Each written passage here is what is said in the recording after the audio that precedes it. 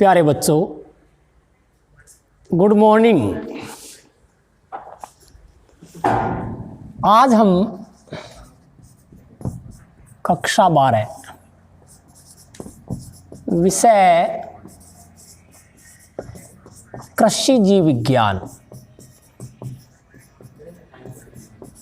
Agriculture biology इसका lesson number 3 फसलों एवं भंडारण के प्रमुख कीट। इस पाठ के अंतर्गत हम विभिन्न प्रकार के कीटों का अध्ययन कर रहे थे। हमने पाठ नंबर 7 तक अध्ययन कर लिया था।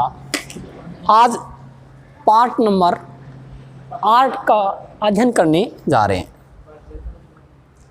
पाठ नंबर 7 में हमने दीमक, टर्माइट या वाइट एंट यानी सफ़ेद चींटी के बारे में अध्ययन किया था। आज का हमारा जो फसलों एवं भंडारण का जो प्रमुख कीट है वो 8 नंबर का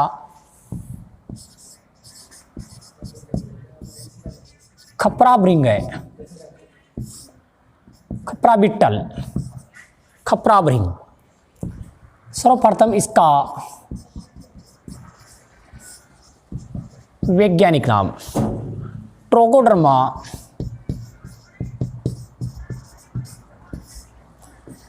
ग्रेनेरियम।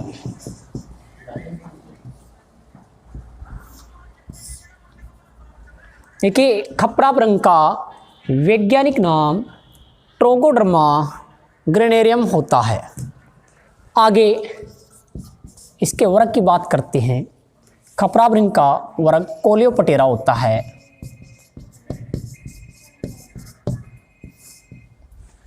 आगे इसके गण के बारे में बात करते हैं। डर्मेस्टिडी।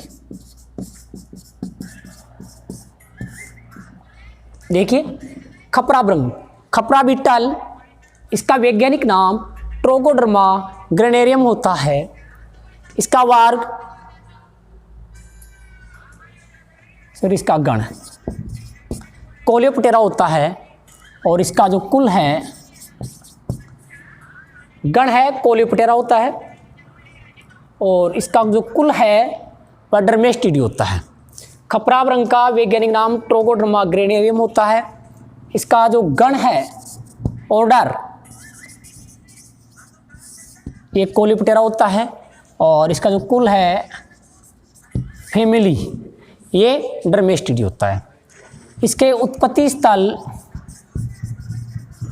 या फिर आदि स्थल की बात करें तो खपरा भृंग का जो उत्पत्ति स्थल है वह भारत को माना जाता है।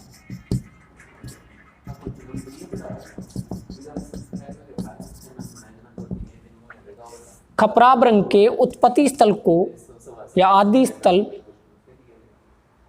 भारत को माना जाता है। इसकी स्थिति एवं महत्व के बारे में बात करते हैं। जो खपरा भृंग है वह है गेहूं, जौ, बाजरा, मक्का, धान, चावल, चना, इसके अलावा दालें, पोस्त, सूखे फल इत्यादि को हानि पहुंचाता है। खपरा भृंग के द्वारा जो हानि है वह भृंगक के द्वारा होती है। खपरा भृंग के द्वारा जो सर्वाधिक हानि है वह जुलाई से अक्टूबर माह में होती है। खपरा भृंग गेहूं, बाजरा, जौ, मक्का, धान यानी चावल, चना, पोस्त, सूखे फल इत्यादि को हानि पहुंचाता है। इसकी जो भृंगक स्टेज है वह हानि पहुंचाती है। सबसे अधिक जो हानि है वह जुलाई से अक्टूबर माह में होती है। आगे इसके जीवन चक्र की बात करते हैं।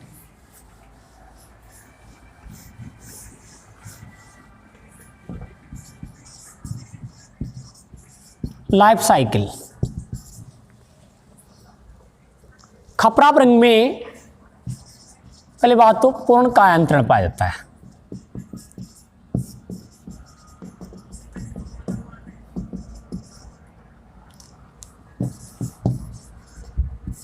प्रौढ़, अंडा, लार्वा, प्यूपा, चारों स्टेजेस के जीवन चक्र में, इसलिए जो कायांतरण है वह पूर्ण कायांतरण कहलाता है। एक मादा अपने जीवन काल में 120 से 150 अंडे देती है। मादा अपने जीवन काल में 120 से 150 अंडे देती है। जो अंडों का जो ऊष्मायन काल है वह गर्मी व सर्दी में अलग अलग होता है। खपरा रंग के अंडों का ऊष्मायन काल गर्मी में 3 से 5 दिन होता है। खपरा रंग का गर्मी में जो ऊष्मायन काल है, इंक्यूबेशन पीरियड है, वह 3 से 5 दिन होता है। जबकि सर्दियों में इसका जो ऊष्मायन काल है वह 6 से 10 दिन होता है। याद रखिए, खपरा रंग का जो अंडों का जो ऊष्मायन काल है वह ग्रीष्म ऋतु में अलग होता है और शीत ऋतु में अलग होता है। ग्रीष्म ऋतु में यानी गर्मी की ऋतु में इसके अंडों का ऊष्मायन काल 3 से 5 दिन होता है, जबकि सर्दियों में 6 से 10 दिन होता है। खपरा रंग के हम लाइफ साइकिल की बात कर रहे हैं। इसके लाइफ साइकिल में पूर्ण कायांतरण पाया जाता है, जिसमें प्रौढ़, अंडा, लार्वा और प्यूपा चारों स्टेज पाई जाती हैं।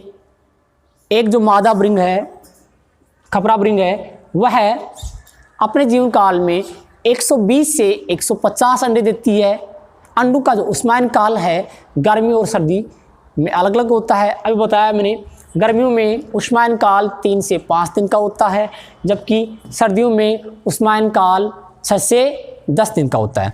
नर डिंबक 20 से 30 दिन में और मादा 20 से 40 दिन में विकसित होती है। नर डिंबक 20 से 30 दिन में, जबकि मादा डिंबक 20 से 40 दिन में विकसित होती है। इसका कोशित काल 4 से 6 दिन का होता है। कोशित कोश जो प्यूपा वाला जो स्टेज है, जो अवस्था है, वह 4 से 6 दिन की होती है। अगर इसकी एक वर्ष में पीढ़ियों की बात करें तो इसकी एक वर्ष में लगभग 4 से 5 पीढ़ियां पाई जाती हैं। खपरा रंग की एक वर्ष में 4 से 5 पीढ़ियां पाई जाती हैं। आगे हम बात करते हैं कि अनाज के सुरक्षित भंडारण हेतु रखी जाने वाली सावधानियां। अनाज के सुरक्षित भंडारण हेतु रखी जाने वाली सावधानियां। नंबर 1, गोदामों की अच्छी तरीके से साफ सफाई करनी चाहिए। नंबर 2, अनाज को खलिहान से लाने के पश्चात धूप में सुखाना चाहिए। अनाज में नमी की मात्रा 8 से 10% से अधिक नहीं होनी चाहिए। ये एक इंपॉर्टेंट क्वेश्चन है भाई, कि अनाज के सुरक्षित भंडारण के लिए इसमें नमी की मात्रा कितनी होनी चाहिए? 8 से 10% या इससे भी कम नमी की मात्रा होनी चाहिए। नंबर 1 बताया मैंने, गोदामों की अच्छी तरीके से साफ सफाई होनी चाहिए। नंबर 2, खलिहान से अनाज को लाने के पश्चात उसे धूप में सुखाना चाहिए। नंबर 3 में बताया मैंने, अनाज में नमी की मात्रा 8 से 10% या इससे कम होनी चाहिए। और नंबर 4 है, जब हम अनाज का बोरी में भंडारण कर लेते हैं, उसके पश्चात जहां हम रखते हैं गोदाम में या कमरे में, तो दीवार से सटा कर नहीं रखना चाहिए, बल्कि गैप रखना चाहिए। और नीचे लकड़ी है, उसका जो पट्टा है उसको रख करके उसके ऊपर बोरियों को रखना चाहिए। Thank you.